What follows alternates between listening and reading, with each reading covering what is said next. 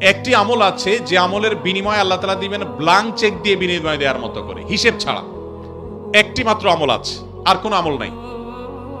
যে আমল সম্পর্কে আল্লাহ রাব্বুল আলামিন কোরআনে কারিমে বলেছেন যে এই আমলটি করলে দুনিয়াতে কোনো কাজের বিনিময় যেরকম ব্ল্যাঙ্ক চেক দিয়ে দিলে আমরা মনে করি যে ফিগার তার মতো বসা নিতে পারবে, সবচাইতে বড় অ্যামাউন্টটা সে বসাতে পারবে, ঠিক একইভাবে একটি আমল করলে কিয়ামতের ময়দানে বান্দাকে আল্লাহ তাআলা হিসেব করে করে কয়েকত নামাজ পড়েছো, কয়টা রোজা রেখেছো, কয় টাকা দান করেছো, কয়বার কোরআন তেলাওয়াত করেছো, কয়বার তাসবিহ করেছো, এভাবে হিসেব করে করে আল্লাহ তাআলা দিবেন না। আল্লাহ তাআলা থোক ব্ল্যাঙ্ক চেকের মতো হিসেব ছাড়া দিয়ে দিবেন একটা আমলের বিনিময়ে। সে আমলটা কি?